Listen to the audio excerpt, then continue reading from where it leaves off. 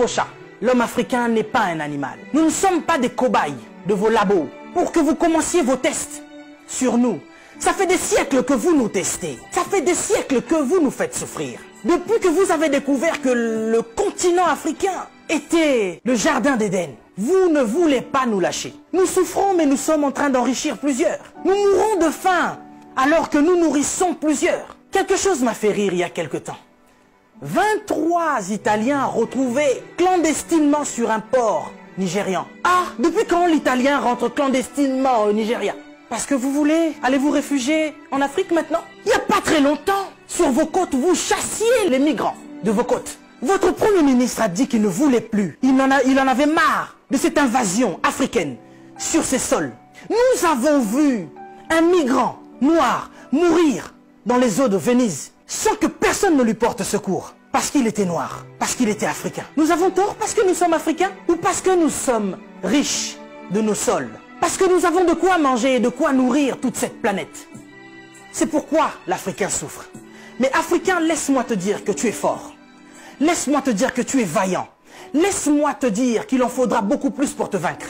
Ils ont essayé de nous décimer par l'esclavage. Ils n'ont pas pu, nous sommes encore là. Et plus nombreux que jamais. Et nous sommes plus résistants que jamais. Parce que tous ces microbes auxquels nous faisons face chaque jour ne réussissent pas à nous décimer.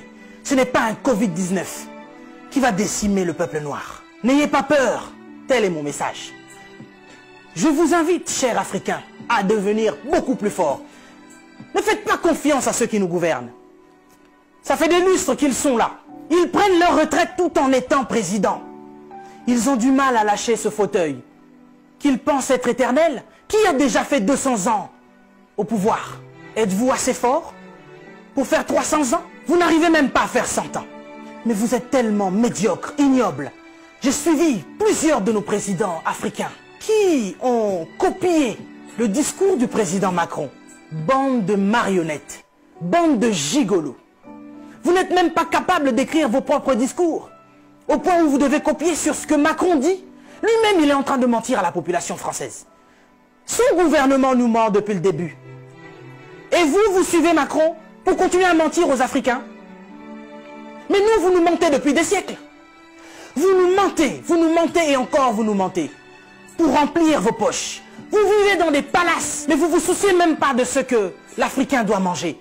Oui, nous sommes en deuil. Et depuis des siècles, nous sommes en deuil. Parce que nous ne pouvons pas manger à notre faim. Parce que nous ne pouvons pas avoir de l'eau potable. Parce que nous ne pouvons pas avoir de l'électricité. Regardez à l'est de la RDC. Il y a un génocide qui perdure. Des gens meurent. Qui en parle? C'est sous silence.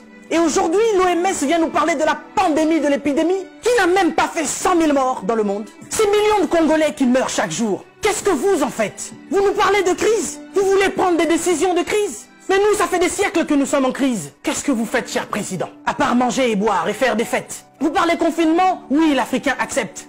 Mais nous sommes en confinement, nous, depuis des siècles. Les gens meurent tous les jours de la famine. Ça, ce n'est pas une épidémie, ce n'est pas une pandémie. Des jeunes filles se font exciser tous les jours en Afrique de l'Ouest. Boko Haram est en train de exterminer des gens. Ils violent des femmes. Ils séquestrent des jeunes filles. Boko Haram, qui leur vend des armes? Qui en parle? Et à cause du Covid-19, vous voulez faire paniquer les Africains qui vivent déjà en panique depuis des siècles. Quand nous voyons nos frères qui essayent de fuir leur continent et qui meurent dans les eaux de la mer, ça c'est un génocide qui perdure depuis des siècles. Et nous en avons marre, nous en avons assez. Nous voulons qu'il y ait un changement. Mais qu'est-ce qui vous manque à vous aujourd'hui? La Chine a pu construire un hôpital en 10 jours. Vous savez, ça fait depuis 72 ans, si je ne me trompe pas, que l'État d'Israël existe. Il y a quelque temps, Dubaï était un désert. Mais regardez aujourd'hui ce qu'ils ont fait. C'est parce qu'ils sont ensemble qu'ils ont pu construire ce qu'ils ont fait. Mais qu'est-ce qui vous manque, cher président africain, pour nous construire des hôpitaux décents? L'Angleterre a pu construire un hôpital en 2 semaines seulement pour faire face à cette crise sanitaire. Dieu est bon. Le Covid-19 est tellement impoli qu'il ne regarde même pas qui vous êtes. Président ou pas, il s'en fout. Il n'a pas respecté la reine d'Angleterre. Il est entré dans son palais, il a touché Charles. Il n'aura pas peur de vous. Mais par contre, là, vous êtes cuit. Puisque vous ne pouvez pas prendre vos avions pour venir vous faire soigner ici. Soit vous survivrez, soit vous mourrez. Africain, réveille-toi. Africain, lève-toi. Si Martin Luther King est mort, si Rosa Parks est mort, si Malcolm X est mort, si Mandela est mort, si Winnie Mandela est mort, nous sommes là. pour porter encore plus haut l'étendard de l'Afrique. Et continuer à dire que tant que nous aurons le souffle de vie, nous allons continuer nos revendications. Si cette épidémie ne vous réajuste pas, ne vous enseigne pas, pire va encore arriver. Vous passerez, l'Afrique sera encore là, et l'Africain aussi. Cessez votre méchanceté, cher président. Donnez-nous de l'eau, donnez-nous de l'électricité, construisez des hôpitaux, arrêtez de faire mourir l'Africain par la faim, parce que nous, c'est pas le Covid-19 qui nous tue. Nous mourrons déjà de la famine. Pendant que vous avez fait des provisions pour vos maisons, ce petit Africain, il va manger quoi, lui? Cette épidémie passera. Nous sortirons de là, certainement.